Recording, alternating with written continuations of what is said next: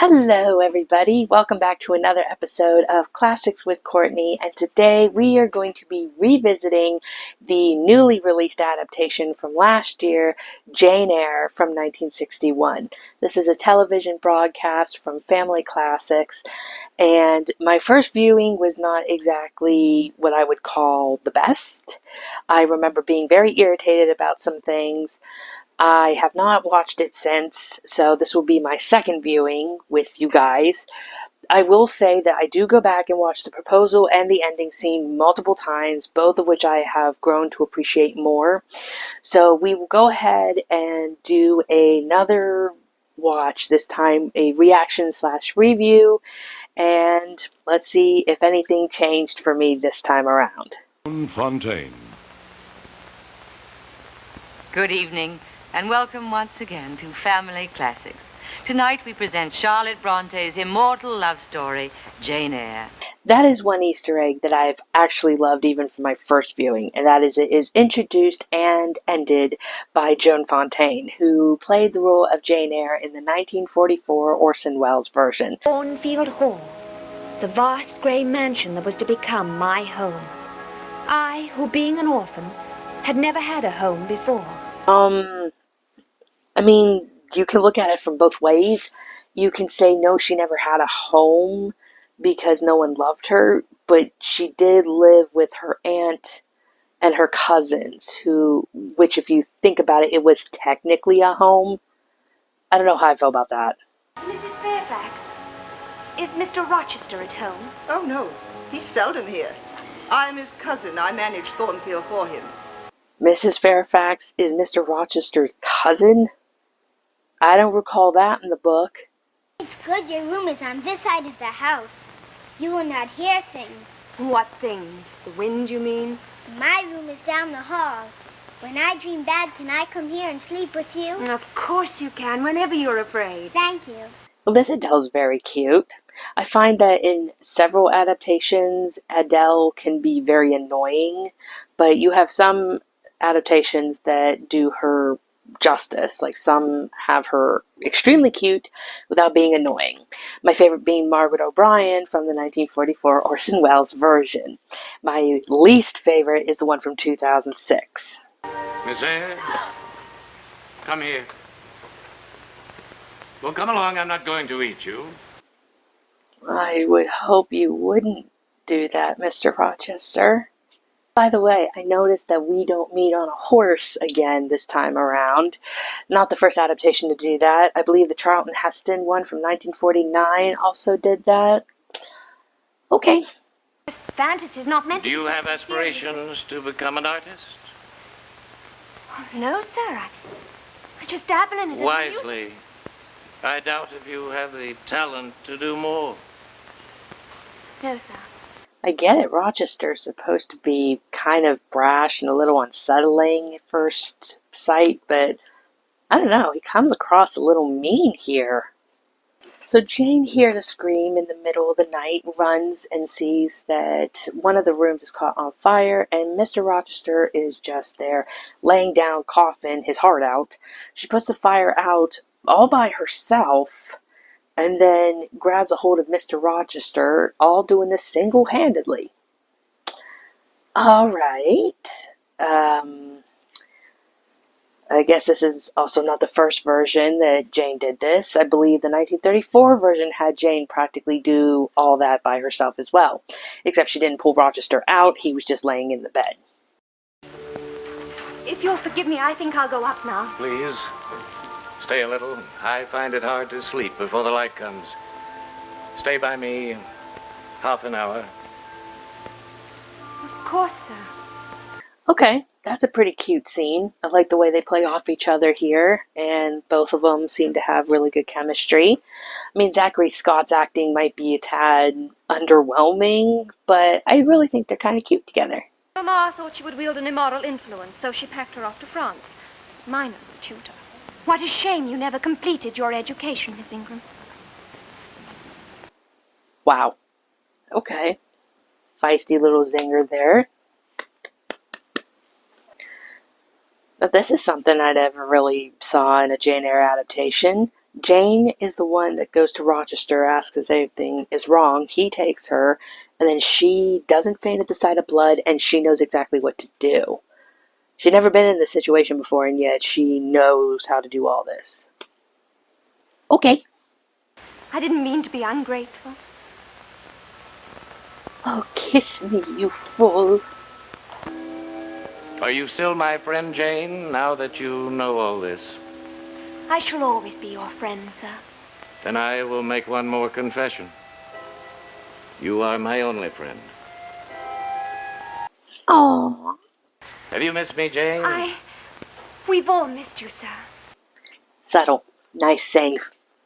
So Blanche Ingram pretty much confesses that he will be hers and that this coming weekend they will spend every waking moment together.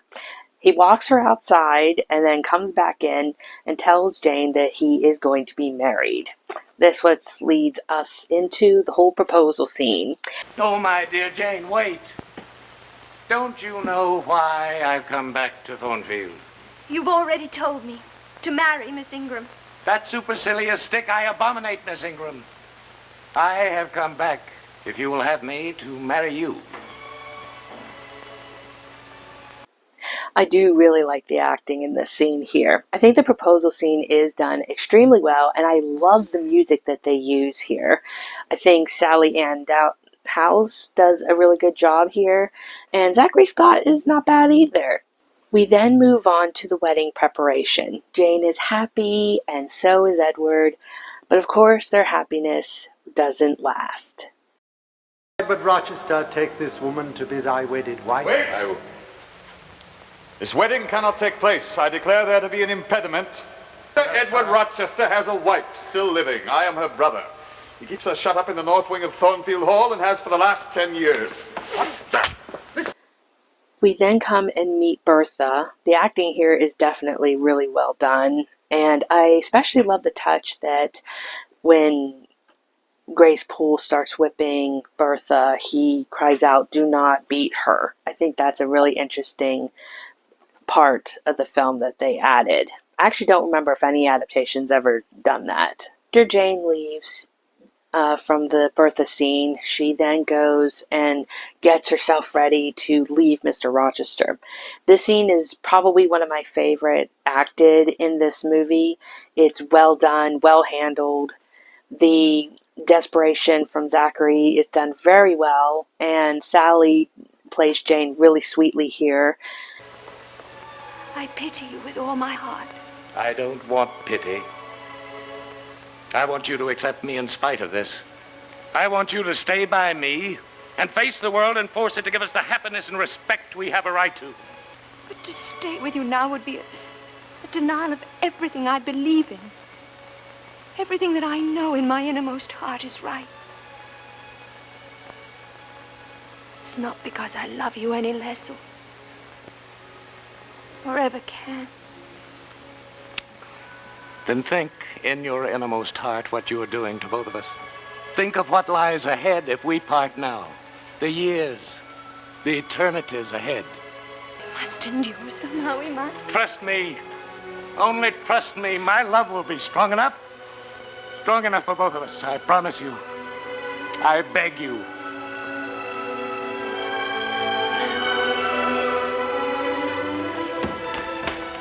Jane! Jane! We then cut to the scene where she is now a teacher. We do not see her wandering the wilderness or anything, but as a TV production, I can overlook that. And then we meet Mr. Rivers. But I speak to you as a churchman.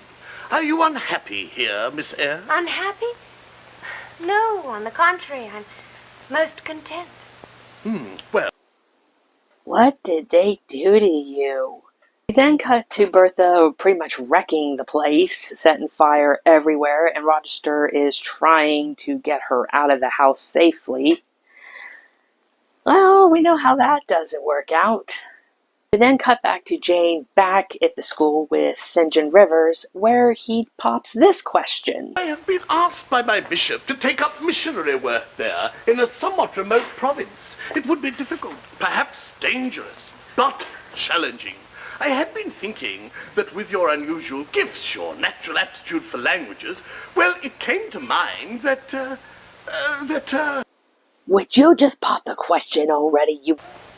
Are you by any chance asking me to marry you? Well, yes, it had occurred to me that under the circumstances, such an arrangement, purely, you understand, for the sake of convention, might, I had the idea, be generally advisable. Pretty much tells herself no, she's not going to marry him either way, and then she sees/hears Rochester and runs to him. Jane Eyre. Oh.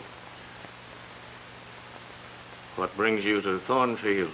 This scene is also done well. Again, not book accurate, but for its own TV production, I have grown to really love this scene. You taught me at the orphanage courage and self-respect. Something you yourself... Who are you to talk to me of self-respect? Your friend. You once said your only friend. Edward. Please go away. This is torture for me. Edward. Please, woman, for God's sake, you were right. Everything you did was right. I admit that. You were well rid of me. Only please leave me now. Oh, my dear. Jane. How I wish I could see you for one moment. That little clear face. I'm no good to you now. And I'm no good without you. I'm not going to leave. Jane, I've missed you so.